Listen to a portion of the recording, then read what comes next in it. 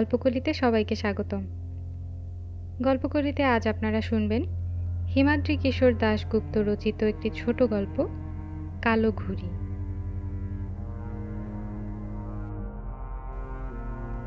বেশ কড়া মাঞ্জা হয়েছে। খাদু মল্লিক বলে লোকটা যত বড় ঘুড়িবাজ লোক হোক না কেন, তার চাপরাশ সে সহজে কাটতে পারবে না। খাটে বসে পাখার বাতাস খেতে খেতে বেশ আত্মতৃপ্তির সঙ্গে কথাগুলো ভাবলেন ফটিকবাবু। নিঝুম দুপুর, বাইরে কোথাও যেন একটা কাক ডাকছে। মাথার ওপর পাখার মৃদু ঘর ঘর শব্দ ছাড়া আর কোনো শব্দ নেই ফটিকবাবুর তিনতলার এই ঘরে। হঠাৎ দরজায় মৃদু কড়া নাড়ার শব্দ হলো। ভর দুপুরে কে আবার এলো? কোনো সেলসম্যান নাকি? ফটিকবাবু গিয়ে দরজা খুলতেই একপাশের সিঁড়ির অন্ধকার থেকে একটা মোলায়েম কণ্ঠস্বর ভেসে এলো। আপনি এ বাড়ির নতুন ভাড়াটে বুঝি? অসময়ে একটু বিরক্ত করতে এলাম। ফটিকবাবু দেখলেন সিঁড়ির প্রায় অন্ধকার ঘেঁষে দাঁড়িয়ে আছেন একজন ভদ্রলোক, মাঝবয়সী, পরনে ধুতি পাঞ্জাবি। তাকে দেখে সেলসম্যান বলে মনে হচ্ছে না, সম্ভবত সিঁড়ি বেয়ে উপর থেকে নেমে এসে দাঁড়িয়েছেন তিনি। ফটিকবাবু বললেন, আপনাকে তো ঠিক চিনলাম না। ভদ্রলোক দুপা এগিয়ে এসে বললেন, আমার নাম অবিনাশ হালদার। আমি ওই ছাদের কোণার ঘরটাতে থাকি। ছাদে আপনি ঘুড়ির মাঞ্জা দিচ্ছিলেন। আমার আবার একসময় ঘুড়ি ওড়ানোর খুব শখ ছিল, তাই ভাবলাম একবার আপনার সঙ্গে পরিচয় করে আসি। দুদণ্ড কি কথা বলা যাবে আপনার সঙ্গে? ছাদের কোণায় একটা ঘর আছে। লোকটা তাহলে হয়তো সত্যিই সেখানে থাকেন। মাস তিনেক হলো উত্তর কলকাতায় এই 4 তলা পুরনো বাড়িটায় ভাড়াটে হিসেবে উঠে এসেছেন ফটিকবাবু। বাড়িটায় অনেক খুপড়ি খুপড়ি ঘর, তবে এখানে যে যার মতো থাকে, কেউ কাউকে বিরক্ত করে না। ফটিকবাবু সকাল 8টাতে অফিসে বেরিয়ে যান, ফেরেন রাত 8টায়। এ বাড়িতে কারো সঙ্গেই পরিচয় নেই তার। বাড়ির মালিক অন্যত্র থাকেন। ফটিকবাবু সেখানে গিয়ে ভাড়া মিটিয়ে আসেন। আগন্তুককে ভদ্রলোক বলেই মনে হচ্ছে, কাজেই ফটিকবাবু তাকে নিজের পরিচয় দিয়ে বললেন, আসুন, ঘরে আসুন। ভদ্রলোক ঘরে ঢুকে একটু জড়সড় হয়ে ফটিকবাবুর মুখোমুখি একটা চেয়ারে বসলেন। লোকটার মুখে কেমন যেন একটা বিষণ্ণতার ছাপ আছে। লোকটাকে নিরীহ গোছেরই মনে হলো ফটিকবাবুর।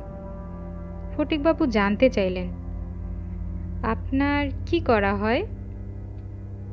ভদ্রলোক বিষণ্ণ হেসে জবাব দিলেন, আগে একটা মার্চেন্ট কোম্পানিতে চাকরি করতাম, এখন কিছুই করি না। কথাগুলো বলার পর হঠাৎ তার দৃষ্টি পড়ল পাশের টেবিলটার ওপর। ফটিকবাবুর কেনা ঘুড়িগুলো রাখা সেখানে। ঘুড়িগুলো দেখেই ভদ্রলোক বলে উঠলেন, আরে, চাপরাশ ঘুড়ি! বেশ ভালো ঘুড়িগুলো। আমারও প্রিয় ঘুড়ি ছিল চাপরাশ। ঘুড়ির প্রসঙ্গে কেউ কোনো কথা বললে বেশ উৎসাহিত বোধ করেন ফটিকবাবু। তিনি বললেন, কাল তো বিশ্বকর্মা পুজো, ঘুড়ি ওড়াবার দিন, ওড়াবো কাল। জানেন, আমি যখন গ্রামে থাকতাম তখন এটাই ছিল আমার একমাত্র নেশা। লোকে তো আমার নাম দিয়ে ফেলেছিল চাপরাশদা, কেউ কেউ ডাকতো চাপরাশবাবু বলে। কলকাতায় আসার পর মাঝে অবশ্য বছর 8 ঘুড়ি ওড়াবার সুযোগ হয়নি। দক্ষিণ কলকাতায় যে বাড়িতে থাকতাম সে ভাড়া বাড়ির ছাদেও এক চিলতে জায়গা ছিল না। আশেপাশে কোনো মাঠও নেই, খুবই মুষড়ে পড়েছিলাম। এ বাড়িটা আমার পছন্দ হয়ে গেল বিরাট ছাদটা দেখে। কাল মনের সুখে বহুদিন পর ঘুড়ি ওড়াবো। অবিনাশবাবু বললেন, আজকাল তো ঘুড়ি ওড়ানোর শখ দেখাই যায় না। এখনকার ছেলে মেয়েদের শৈশবটাই কেমন বদলে গেল। তবে বিশ্বকর্মা পুজোর দিন এখনো কিছু ঘুড়ি ওড়ে এ পাড়াতে। বহুদিনের প্রথা বলেই হয়তো এখনো সেটা পুরোপুরি মুছে যায়নি, কিন্তু প্রতি বছরই আকাশে ঘুড়ির সংখ্যা কমছে। ফটিকবাবু বললেন, আমাদের ছেলেবেলায় ভিডিও গেমস, কম্পিউটার এত সব ছিল না, পিঠে বইয়ের বস্তাও থাকতো না। অবশ্য মাঠও এখন প্রায় নেই বললেই চলে, ছেলে মেয়েদের আর দোষ কি। অবিনাশবাবু এরপর বললেন, এ পাড়াটা তো খুব পুরনো, ঘুড়ি ওড়ানো একসময় উৎসবের মতো ছিল এখানে। বিশ্বকর্মা পুজোর 1 মাস আগে থেকেই ঘুড়ি ওড়াবার প্রস্তুতি শুরু হয়ে যেত। বিরাট বিরাট ছাদগুলোতে মাঞ্জা দেওয়ার জন্য দখল নেওয়া হতো। কত কত গোপন ফর্মুলা ছিল সেসব মাঞ্জার। চন্দননগর থেকে কেউ নিয়ে আসতো বেলোয়ারি কাচের মিহি গুঁড়ো, কেউ বা ছুটতো ক্যানিংয়ে কচ্ছপের ডিম খুঁজতে, সেই ডিম মাঞ্জায় মেশানো হতো। একবার কেদার ঘোষ বলে একটা লোক 90টা ঘুড়ি কেটেছিল। পরে শোনা গেল সে নাকি শ্মশান থেকে মানুষের হাড়ের গুঁড়ো এনে মিশিয়েছিল মাঞ্জার সঙ্গে। আর ব্যারিস্টার নরেন মুখুজ্জে নাকি তার নতুন কেনা অস্টিন গাড়িটাই হেরে বসেছিলেন ঘুড়ির লড়াইতে বাজি ধরে। সে সময় পয়সাওয়ালা লোকেরা বাজি ধরতেন ঘুড়ির লড়াইতে। পুরনো দিনের ইতিহাস বলতে বলতে উজ্জ্বল হয়ে উঠল ভদ্রলোকের মুখ। কিন্তু বাজি শব্দটা কানে যেতেই একটু ইতস্তত করে ফটিকবাবু বলে ফেললেন, জানেন, কাল আমিও একটা বাজি ধরেছি ঘুড়ির লড়াইতে। মানে? ভদ্রলোক যেন মৃদু চমকে উঠলেন তার কথা শুনে। ফটিকবাবু বললেন, মানে বাজি ধরাটা যে ঠিক নয় তা আমি জানি, কিন্তু পরিস্থিতি হঠাৎ এমন হলো যে বাজিটা ধরতেই হলো। ব্যাপারটা খুলেই বলি। দিন 5 আগে শনিবার দুপুরে অফিস ফেরত পাড়ার মোড়ের বুড়ো ঘুড়িওয়ালার দোকানে দাঁড়িয়ে দাঁড়িয়ে ঘুড়ি বাঁধছিলাম। পাড়ায় আমি নতুন, বুড়োটা আমায় আগে ঘুড়ি কিনতে দেখেনি। আমি কত বছর ঘুড়ি ওড়াই, কি ঘুড়ি পছন্দ করি, কেমন লড়াই, এসব জিজ্ঞেস করছিল লোকটা। কথা প্রসঙ্গে আমি তাকে বলেছিলাম যে, জানেন, আমার ঘুড়ি কেউ কোনোদিন কাটতে পারেনি। কথাটা আমি মিথ্যে বলিনি। ছোটবেলায় 2-1 বার ছাড়া আমার চাপরাশ কেউ কোনোদিন কাটেনি। কিন্তু বুড়োটাকে এ কথা বলা মাত্রই আমার পিছন থেকে কে যেন বলে উঠল, তাই নাকি? আমার ঘুড়িও কেউ কাটতে পারেনি। বিশ্বকর্মা পুজোর দিন একটা লড়াই হবে নাকি? কে কত ঘুড়িবাজ দেখা যাবে। তাকিয়ে দেখি আমার ঠিক পেছনে মাঝবয়সী একজন লোক দাঁড়িয়ে, তার মাথায় কদমছাড় চুল, পরনে রংচটা শার্ট আর রংচটা জিন্সের প্যান্ট, বোতাম খোলা বুকে সোনার চেনে একটা বাঘ নখের লকেট। লোকটার সঙ্গে আরও কয়েকজন যুবক। আমি তাকাতেই সে লোকটা এরপর হাত জোর করে নমস্কার করে বলল, আমার নাম খাদু মল্লিক, আপনার পাড়াতেই থাকি। লোহা লক্করের কারবার আছে আমার। আপনি তো ওই গলির কোনায় 15 নম্বর বাড়িতে নতুন ভাড়া এসেছেন, তাই না? হয়ে যাবে নাকি ওই দিন ঘুড়ির লড়াই? ঘুড়ির লড়াই অনেকটা প্রাচীন দিনের সাহেবদের ডুয়েল লড়াইয়ের মতো। কেউ আহ্বান করলে তাতে সাড়া না দিলে মান ইজ্জত থাকে না। কাজেই আমি বললাম, আমার আপত্তি নেই, হতেই পারে। খাদু মল্লিক বলে লোকটা এরপর বলল, তবে একটা শর্ত আছে, কিন্তু কিছু নিয়মও থাকবে। লড়াইতে 3 বার খেলা হবে। যে 2 বার ঘুড়ি কাটতে পারবে সে জিতবে। অন্য পক্ষ তাকে 10,000 টাকা দেবে, অর্থাৎ এ খেলায় 10,000 টাকা বাজি। আমার গায়ে জমিদারি রক্ত আছে, ঘুড়ির লড়াইতে বাজি ছাড়া আমি খেলি না। খেলায় বাজি ধরা ঠিক নয়, তাই আমি তাকে বললাম, বাজি ধরে নয়, এমনি লড়াই হতে পারে। খুব বেশি হলে মোড়ের মাথায় আবার খাবো রেস্তোরাঁর মটন বিরিয়ানি বাজি হতে পারে। খাদু মল্লিক শুনে বলল, ছো, বিরিয়ানি আবার বাজি হলো নাকি? আপনি কি ভয় পেলেন? ট্যাকে টাকা না থাকলে অবশ্য অন্য কথা। আমি শুনে বললাম, না, ও টাকা আমার আছে, কিন্তু বাজি ধরা আমার পছন্দ নয়। লোকটা এরপর দাঁত বের করে হেসে বলল, কেন ঘুড়িওয়ালার কাছে মিথ্যা গল্প করছিলেন দাদা? আপনার ঘুড়ি নাকি কেউ কাটতে পারে না? এসব গল্প আমার অনেক শোনা আছে। আমি জবাব দিলাম, আমি একদম সত্যি বলছি। দরকার হলে আপনি আমার গ্রামে চলুন, লোকেরা কি বলে শুনুন। খাদু মল্লিক বলল, গ্রামে যেতে আমার বয়েই গেছে। সাহস থাকলে আমার সঙ্গে বাজিতে নামুন, এলেম বোঝা যাবে। আমি চুপ করে রইলাম। তাই দেখে সে বলল, ও বুঝেছি, এই যে বুড়ো, বাবুকে তুমি খোকা লাঠি মাছ ছোট ঘুড়ি দাও, খবরদার মান যা যেন করা না হয়, হাত কেটে যাবে। বাবা বিশ্বকর্মা পুজোয় খোকা বাবুদের সঙ্গে ঘুড়ির লড়াই খেলবে। মাঞ্জা লাটাই ঘুড়ির পয়সাও বরং তুমি আমার থেকেই নিও। খাদু মল্লিকের শ্যাঙ্গাতরা তার কথা শুনে খ্যাঁ খ্যাঁ করে অসভ্যের মতো হাসতে লাগলো। যার ঘুড়ি কোনোদিন সত্যি কেউ কাটতে পারেনি, সে বোম্বাই লাটাই, ব্লেডের মতো ধারালো সুতোর মাঞ্জা ছাড়া কোনোদিন ঘুড়ি ওড়ায় না, তাকে নিয়ে এমন রসিকতা, এমন বিদ্রূপ! হঠাৎ যেন আমার মাথাটা কেমন বিগড়ে গেল। আমি বলে উঠলাম, ঠিক আছে, কে কত বড় ঘুড়িবাজ বোঝা যাবে, আমি রাজি। আমার কথা কানে যাওয়ার সঙ্গে সঙ্গে খাদু মল্লিক আমাকে চমকে দিয়ে পকেট থেকে একটা 100 টাকার বান্ডিল বুড়ো দোকানির দিকে ছুঁড়ে দিয়ে আমার উদ্দেশ্যে বলল, আমার আপনার দুজনের টাকাই ওর কাছে জমা থাকবে। আপনার কাছে এখন টাকা না থাকলে কাল পরশু টাকাটা ওকে দিয়ে যাবেন। বিশ্বকর্মা পুজোর দিন ঠিক 5টায় আমার ঘুড়ি আকাশে উড়বে। মনে রাখবেন, কালো ঘুড়ি।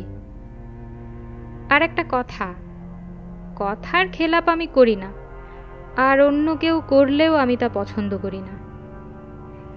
আমাকে আর কথা বলার সুযোগ না দিয়ে খাদু মল্লিক এরপর দলবল নিয়ে হাঁটতে শুরু করলো। অগত্যা সোমবার অফিস ফেরত আমিও সেই বুড়োটার কাছে 10,000 জমা রেখে এসেছি। তবে আমি নিশ্চিত খাদু মল্লিক আমাকে হারাতে পারবে না। তবে বাজির টাকাটা আমি কোনো অনাথ আশ্রমকে দান করে দেব ভেবেছি। অবিনাশবাবুর উদ্দেশ্যে একটানা কথা বলে থামলেন ফটিকবাবু। অবিনাশবাবুর মুখটা তার কথা শোনার পর কেমন যেন গম্ভীর হয়ে গেল।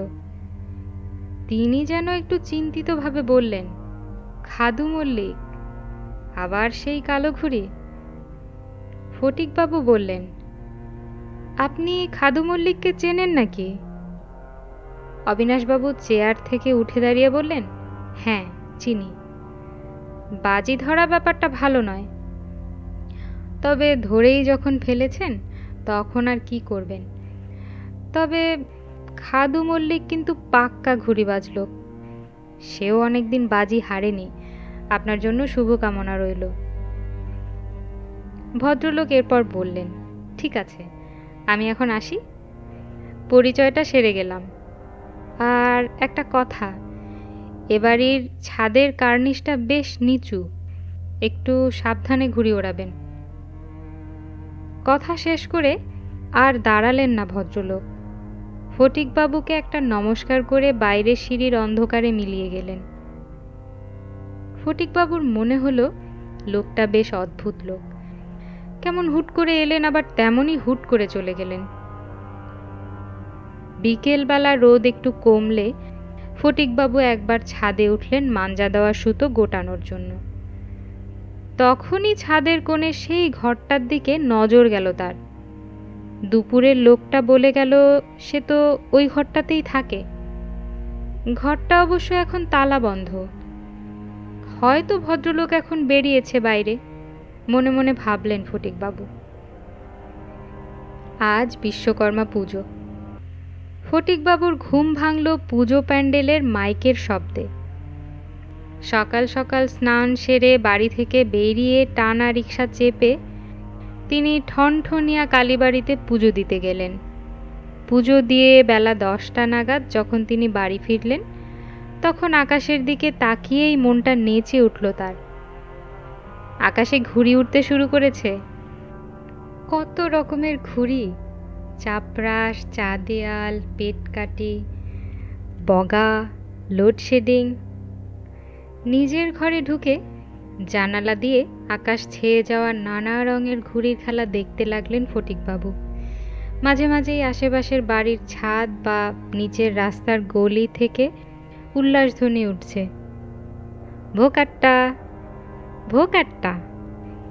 কোনো ঘুড়ি হয়তো আকাশ থেকে কেটে নিচে নামতে শুরু করেছে, আর তার সুতো ধরার জন্য পিছু ধাওয়া করেছে ছেলের দল। বেলা বাড়ার সঙ্গে সঙ্গে একটা চাপা উত্তেজনা অনুভব করতে লাগলেন ফটিকবাবু। বিকেল ঠিক 5টায় উড়বে সেই কালো ঘুড়িটা। তার চাপরাশগুলো, সুতো, লাটাই সব তৈরি করে রেখেছেন তিনি। তার ঘুড়ি কেউ কোনোদিন কাটতে পারেনি, তবুও দুপুরবেলায় খাওয়া সেরে একটা ঘুম দিয়ে তিনি যখন উঠলেন, তখন বিকেল 4টে বাজে। তার সাজ সরঞ্জাম নিয়ে 4:30 নাগাদ ছাদে উঠলেন ফটিকবাবু। আকাশে এখন আর খুব বেশি ঘুড়ি নেই, হয় তারা কেটে গেছে বা নিচে নেমে গেছে। 2-4টে ঘুড়ি শুধু ক্লান্ত অবসন্নভাবে আকাশে ভাসছে। ফটিকবাবুর অভিজ্ঞ চোখ বুঝতে পারল ওসব ঘুড়িতে আর লড়াইয়ের দম নেই। ফটিকবাবুর একবার চোখ গেল ছাদের সেই ঘরটার দিকে। ঘরটা আগের দিনের মতোই তালাবন্ধ, শুধু অন্য একটা বাড়তি জিনিস আজ সেখানে চোখে পড়ল তার। একটা চাপরাশ ঘুড়ি ঘরের দরজার মাথায় লোহার শিকে আটকে আছে। পুরনো ঘুড়ি, হয়তো কোথা থেকে উড়ে এসে আটকে গেছে ওখানে। আকাশের দিকে তাকিয়ে 5টা বাজার প্রতীক্ষা করতে লাগলেন ফটিকবাবু। ঠিক 5টা। দূরে একটা বাড়ির ছাদের আড়াল থেকে ধীরে ধীরে আকাশে উঠতে শুরু করলো একটা ঘুড়ি। অনেক ঘুড়ি দেখেছেন ফটিকবাবু, কিন্তু অমন মিশমিশে কালো ঘুড়ি তিনি জীবনে দেখেননি। আর কি আশ্চর্য, কালো ঘুড়িটা আকাশে ওঠার সঙ্গে সঙ্গে এ কোণে সে কোণে যে কয়েকটা ঘুড়ি আকাশে ভাসছিল, তাদের মধ্যে একটা প্রচণ্ড চঞ্চলতা শুরু হলো। পরিমরি করে নিচে নামতে শুরু করলো তারা। শুধু সেই কালো ঘুড়িটা মাঝ আকাশের দিকে তরতর করে উঠে যেতে লাগলো। চাপরাশ একবার কপালে ঠেকিয়ে জয় মা বলে সেটাকে আকাশে ওড়ালেন ফটিকবাবু। মাঝ আকাশে গিয়ে স্থির হয়ে দাঁড়িয়ে আছে কালো ঘুড়িটা, যেন একটা কালো চিল আকাশে ভাসছে। ফটিকবাবুর চাপরাশ পৌঁছে গেল তার কাছে। সেও স্থির হয়ে দাঁড়িয়ে পড়ল কিছুটা তফাতে, ঠিক যেন লড়াইয়ে নামার আগে ঘুড়ি দুজন প্রতিপক্ষকে জরিপ করে নিচ্ছে। কিছুক্ষণের মধ্যেই লড়াই শুরু হয়ে গেল। কখনো কালো ঘুড়িটা ছো মেরে এগিয়ে আসে চাপরাশের দিকে, কখনো আবার ফটিকবাবুর চাপরাশ ধেয়ে যায় কালো ঘুড়ির দিকে। কিন্তু একজন এগোলেই অন্যজন স্যাঁত করে সরে যাচ্ছে, এপাশ ওপাশ ওপরে নিচে প্যাচ লাগতে দিচ্ছে না। আকাশটা যেন একটা বিরাট বক্সিং রিং, সেখানে লড়াই করছে দুই বক্সার। কখনো আঘাত করতে এগিয়ে যাচ্ছে, কখনো বা আঘাত বাঁচাতে সরে আসছে। বেশ কিছুক্ষণ এভাবে চলার পর কিভাবে হঠাৎ প্যাচ লেগে গেল দুটো ঘুড়িতে। ফটিকবাবুর টানা মাঞ্জা, তিনি হ্যাচকা টান দিলেন সুতোয়। পরক্ষণেই কালো ঘুড়িটা সুতো কেটে ভাসতে শুরু করলো। উল্লাসে লাফিয়ে উঠে ছাদের মধ্যে নাচতে শুরু করলেন ফটিকবাবু। ভোকাট্টা ভোকাট্টা। তার ঘুড়িটাও ফটিকবাবুর লাটাই ধরা হাতে নাচতে লাগলো মাঝ আকাশে। তবে ফটিকবাবুর নাচ কিন্তু বেশিক্ষণ স্থায়ী হলো না। কয়েক মুহূর্তের মধ্যেই একই রকম মিশমিশে আরও একটা কালো ঘুড়ি অসম্ভব ক্ষিপ্রতায় আকাশে উঠতে শুরু করলো। আবার শুরু হলো লড়াই। কালো ঘুড়িটা এবার যেন অনেক সতর্ক, চট করে চাপরাশের কাছে আসছে না। ফটিকবাবুর ঘুড়ি তার কাছে গেলেই সে সরে যাচ্ছে। দুটো ঘুড়ির চোর পুলিশ খেলা শুরু হলো মাঝ আকাশে। সূর্য ঢলতে শুরু করলো। একসময় বেশ অধৈর্য হয়ে পড়লেন ফটিকবাবু। কালো ঘুড়িটা কিছুতেই তার কাছে আসছে না। আর এরপরই তিনি খেয়াল করলেন কালো ঘুড়িটা কেমন যেন নেতিয়ে পড়ছে। খুব ধীরে হাওয়ায় ভাসতে ভাসতে সে নিচে নামছে। ব্যাপারটা পরীক্ষা করার জন্য ফটিকবাবু কয়েকবার চাপরাশটাকে তার দিকে নিয়ে গেলেন, কিন্তু কালো ঘুড়ির কোনো হেলদোল নেই। মাঝ আকাশে সূর্য ডোবার সময়ে শেষ বিকেলে ঘুড়ির সুতো ভিজলে অনেক সময় ঘুড়ির এমন হয়, ঠিক এমনভাবেই নেতিয়ে পড়ে ঘুড়ি। ব্যাপারটা নিশ্চয়ই তাই। এখন প্যাচ লাগিয়ে টান দিলেই কালো ঘুড়ি ভোকারটা। এ সুযোগ ছাড়া যাবে না, এই ভেবে ফটিকবাবু তার চাপরাশ বাড়ালেন কালো ঘুড়ির দিকে। সে ঘুড়ি তখন আরও নেতিয়ে পড়েছে। প্রথম ঘুড়িটা কেটে ফটিকবাবুর আত্মবিশ্বাস তখন তুঙ্গে।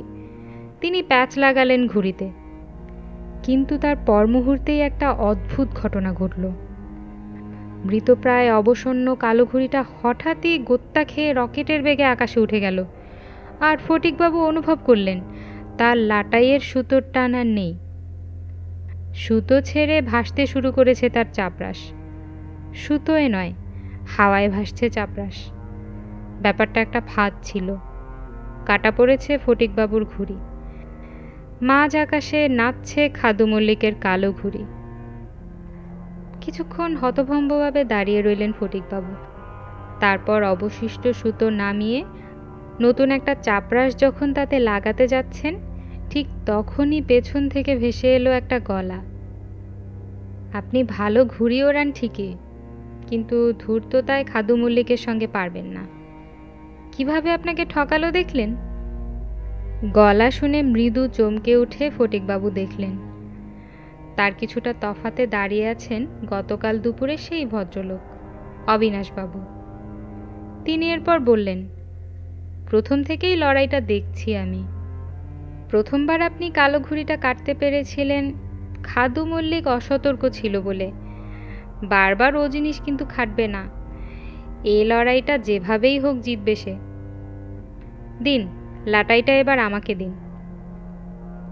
ভদ্রলোকের কথা শুনে ফটিকবাবু বেশ অবাক হয়ে জানতে চাইলেন, লাটাইটা আপনাকে দেব কেন? দেবেন, কারণ কালো ঘুড়ির সঙ্গে শেষ লড়াইটা আমিই লড়ব এই ঘুড়িটা দিয়ে। অবিনাশবাবুর হাতে ধরা রয়েছে ছাদের মাথায় যে চাপরাশটা ছিল সেটা। ফটিকবাবু বললেন, কিন্তু লড়াই তো আমার সঙ্গে, আপনি লড়বেন কেন? ব্যাপারটা অনৈতিক হবে। তাছাড়া আপনি যদি... তাকে কথা শেষ করতে না দিয়ে অবিনাশবাবু বললেন, কি ভাবছেন আমি যদি হেরে যাই তবে আপনার টাকা যাবে? এই যে 10,000 টাকা আমি আপনার হাতে দিচ্ছি। আর নৈতিকতার ব্যাপার বলছেন, সেটা আপনি পরে বুঝবেন। সম্ভবত অন্য একটা ঘটনা ঘটতে পারে এরপর। দিন, লাটাইটা দিন, সময় বেশি নেই। লোকটার কণ্ঠস্বরে এমন একটা কিছু ছিল যে ফটিকবাবু লাটাইটা লোকটার হাতে তুলে দিয়ে বললেন, নিন তবে। টাকাটা আপনার কাছে রাখুন, তবে আমি কিন্তু ব্যাপারটার কিছুই বুঝতে পারছি না। লাটাইটা হাতে নিয়ে সেই পুরনো চাপরাশটা সুতোয় বাঁধতে বাঁধতে ভদ্রলোক মৃদু হেসে বললেন, বুঝতে পারবেন। আপনি এখন আমার ওই ছাদের ঘরের আড়ালে গিয়ে দাঁড়ান। কোনো পরিস্থিতিতেই আমি যতক্ষণ না বলবো বাইরে বেরোবেন না। আপনি নিশ্চিন্তে থাকুন। খাদু মল্লিকের প্যাচ এবার আমি কাটবই। ভদ্রলোকের কথা শুনে কিছুটা বিস্মিত হয়েই তার নির্দেশ মতো সেই ঘরটার আড়ালে গিয়ে দাঁড়ালেন ফটিকবাবু। অবিনাশবাবু যখন ঘুড়ি ওড়ালেন তখন সূর্য ঢলে পড়েছে। ওপরে উঠতে লাগলো তার ঘুড়ি।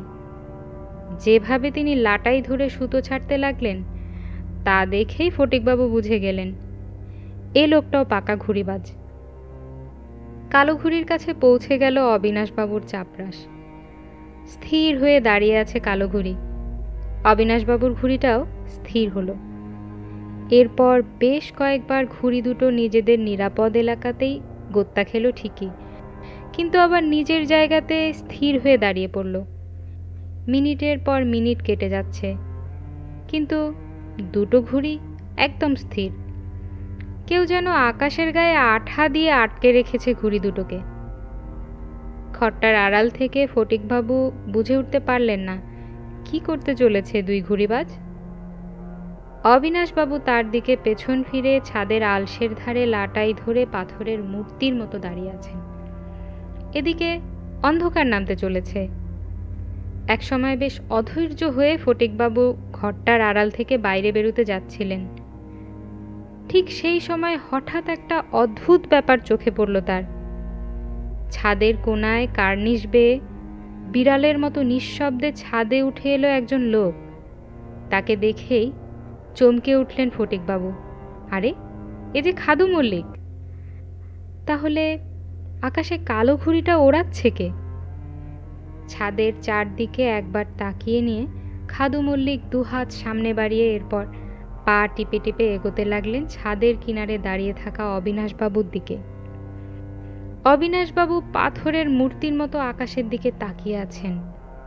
খাদু মল্লিকের চোখ দুটো জ্বলছে, ঠোঁটের কোণে ফুটে উঠেছে এক জ্যান্ত হাসি। অবিনাশবাবুকে লক্ষ্য করে এগোচ্ছেন তিনি। আর মাত্র কয়েকটা পা, তাহলেই খাদু মল্লিক ছুঁয়ে ফেলবে অবিনাশবাবুকে। ঠিক এই সময় অবিনাশবাবু ঘুরে দাঁড়ালেন। তার মুখেও ফুটে উঠেছে একটা দুর্বোধ্য হাসি। তিনি খাদু মল্লিকের উদ্দেশ্যে বললেন, তুমি আসবে আমি জানতাম। এসো, আমাকে ধাক্কা দাও। এই তো ছাদের কিনারে দাঁড়িয়ে আছি আমি। এসো এসো। ক্রমশ চওড়া হচ্ছে অবিনাশবাবুর হাসি। খাদু মল্লিকের ঠোঁটের হাসিটা মুছে গেল। প্রথমে বিস্ময়, তারপর লোকটার মুখমণ্ডলে ফুটে উঠল প্রচণ্ড আতঙ্কের ছাপ। হাত দুটো আপনা থেকেই যেন গুটিয়ে গেল বুকের কাছে, যেন ভয়ঙ্কর কোনো আতঙ্কে চিৎকার করে উঠে খাদু মল্লিক দড়াম করে পড়ে গেল ছাদে। আর এর পর মুহূর্তেই আকাশের দিকে চোখ রেখে অবিনাশবাবু হাতের লাটাই নাড়তে শুরু করলেন। তার চাপরাশ বাজ পাখির মতো ধেয়ে গেল কালো ঘুড়ির দিকে। তাকে পালাবার কোনো সুযোগ না দিয়ে প্যাচ লাগিয়ে লাটাইতে একটা হ্যাচকা টান দিলেন তিনি। কেটে গেল খাদু মল্লিকের কালো ঘুড়ি। আশপাশ থেকে শোরগোল শোনা গেল, ভোগ আটটা।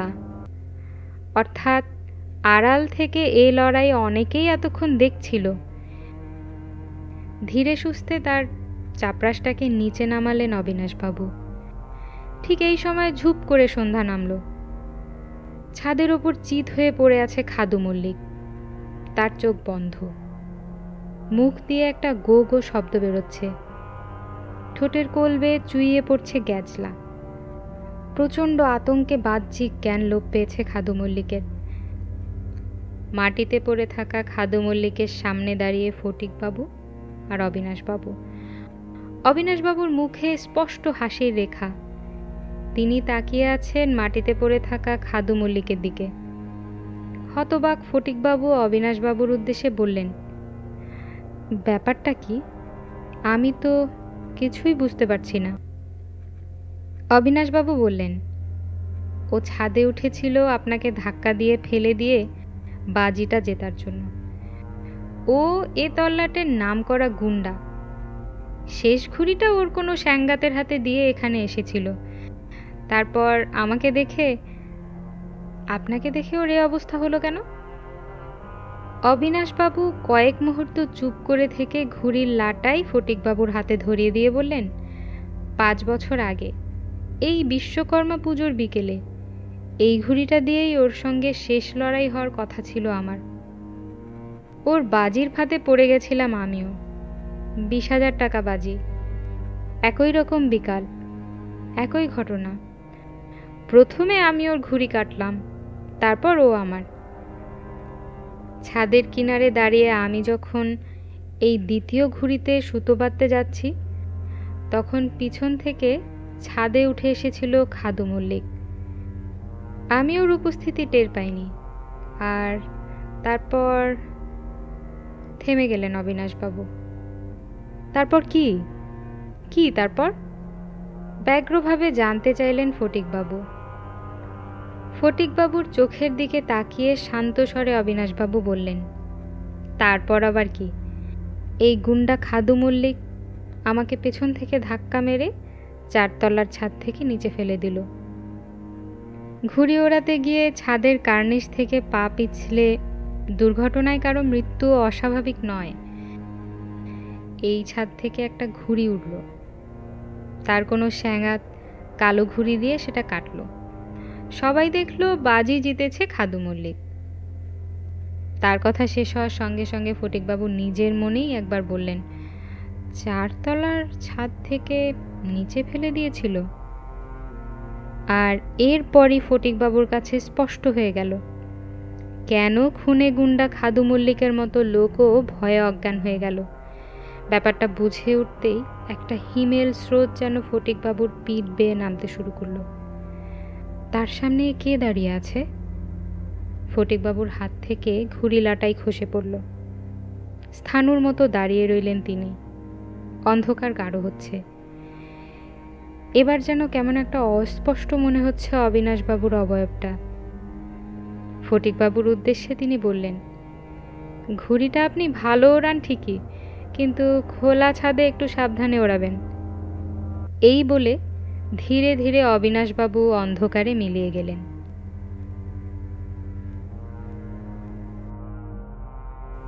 গল্পকলিতে এতক্ষণ আপনারা শুনছিলেন হিমাদ্রি কিশোর দাশগুপ্ত রচিত একটি ছোট গল্প, কালো ঘুড়ি।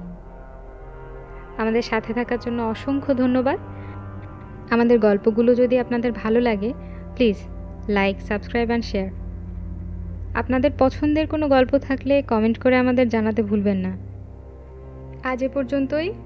সবাই ভালো থাকবেন, সুস্থ থাকবেন, গল্পগুলির সাথেই থাকবেন।